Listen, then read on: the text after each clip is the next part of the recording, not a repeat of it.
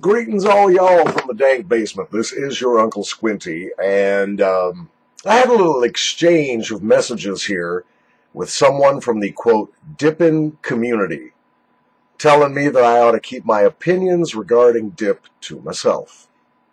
Yeah, reasonable, it's no secret. I don't like dip. I don't like it. I don't like mud jugs. I don't like diarrhea spittle coming out of your face. I don't like the stink. I don't like the tooth staining. I don't like anything about dip, not the least of which is that it's carcinogenic as fuck. Now, that being said, this is a free country. God love us all. It's a free country. If you want to stick a big old wad of Copenhagen long cut in your mouth, or Kodiak, or whatever the hell, Grizzly, whatever the hell you're chewing, you know, if you want to do that, it's a free country. If you're an adult, you know, it's certainly better than smoking cigarettes. That's for damn sure. So if you're going to use tobacco, you know, maybe dip is your solution, and good for you.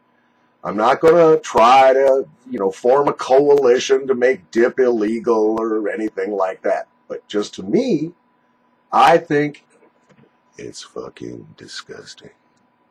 I mean, really disgusting. In case I haven't made my point clear, let me tell you a story to illustrate. This is why I think that dipping is the least sexy thing in the world. Now, all y'all are saying, oh, he's got a bulge in his lip. I see a bulge in his lip. He's going with his tongue up and the bulge up there in his lip. That's snus. You'll notice I don't have a mud jug here, and I ain't spitting. I don't have that brown diarrhea juice coming off my lip into my mud jug. Now, snus is cool. Snus, you don't have to spit. Safer for you, undoubtedly, than dip. Swedish government requires all kinds of purity. Laws get followed, and package labeling, including accurate measures of nicotine, an exact listing of the ingredients, a freshness date, all the information you need to make an informed choice. I don't know if they put that kind of stuff on dip cans. Maybe they do now. I don't know. I haven't dipped for a long time. And dip was some of the first tobacco I ever used. But here's to my story as to why I think dip is really unsexy. I was working in a radio station in north central Iowa, my first radio station, KIFG, Iowa Falls, Iowa. Population at the time, 6,400 town.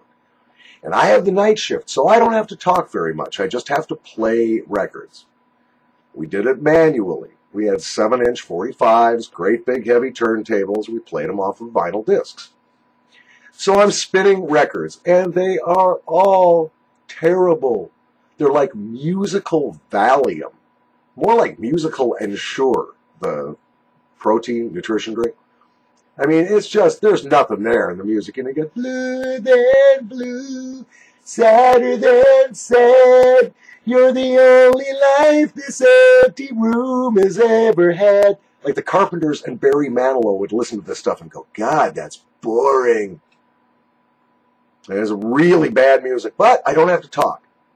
And at the time, I'm chewing Day's Work, or Red Man, or Beech Nut. All of them plug tobacco. This ain't no namby-pamby, wussy, pussy, long cut, short cut, dick cut, your mother.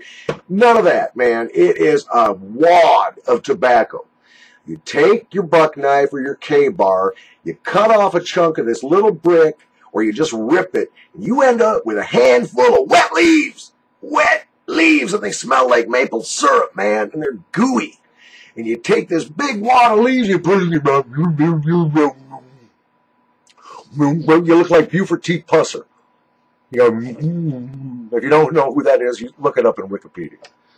You got your jaw bulging with this big old egg-sized wad. You know, even with the snus, I can't talk. I gotta get it out of my mouth. Throw it wet. There we go. So you got this big old wad of Day's Work in my mouth. And I got, see, we didn't have no damn namby-pamby snus jugs back then.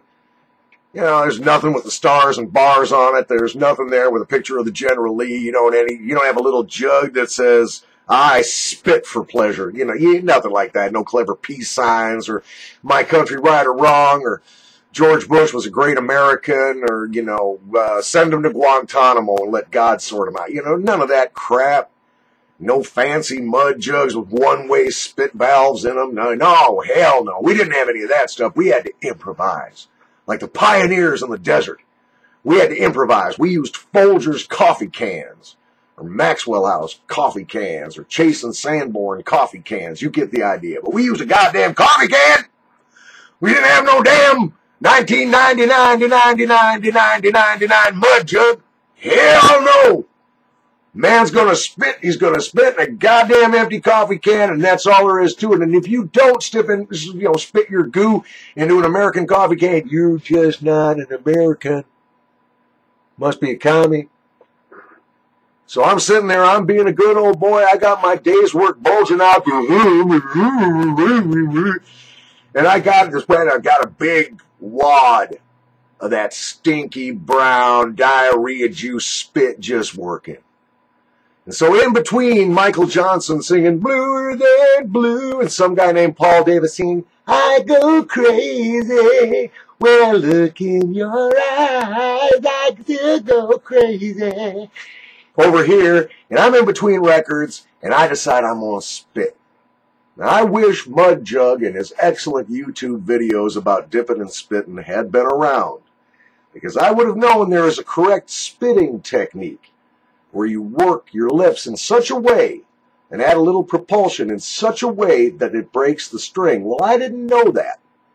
So I got a damn booger goober diarrhea Niagara Falls snot hanging off of my lower lip. It's like 16 inches down to this can between my legs. And I look up with this diarrhea stalactite dangling off my lower lip.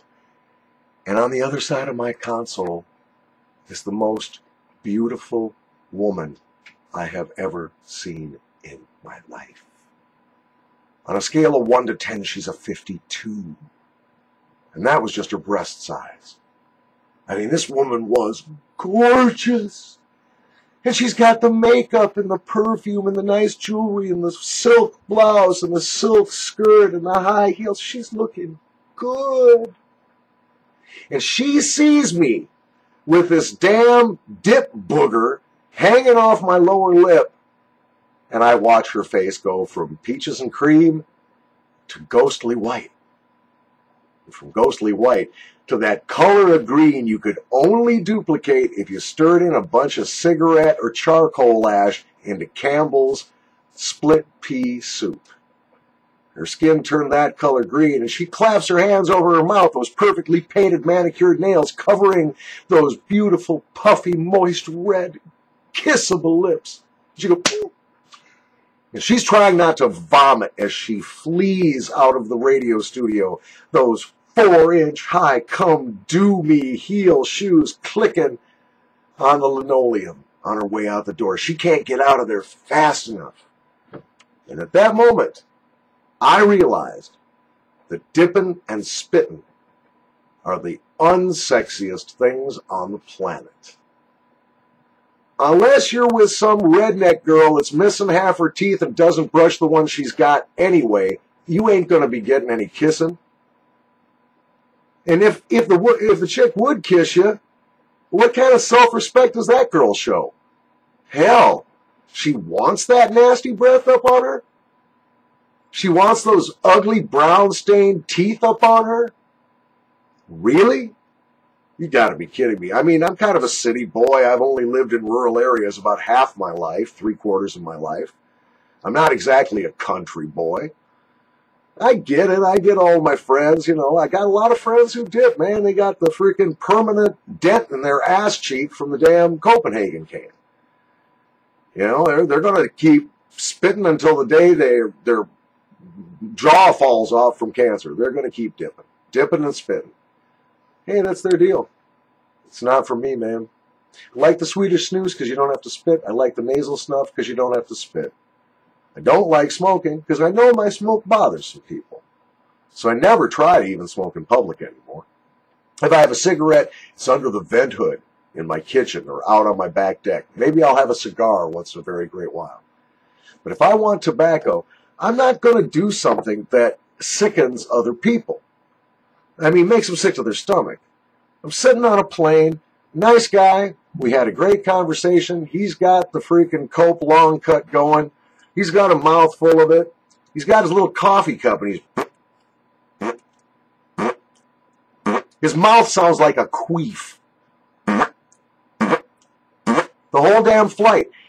Except for one problem. Every once in a while, for some reason, some air current would eddy or twist around in the cabin. And all of a sudden, I'd get 2 or 3 little tiny droplets of his diarrhea juice on the back of my hand. It's like, hey, Bubba, watch your juice.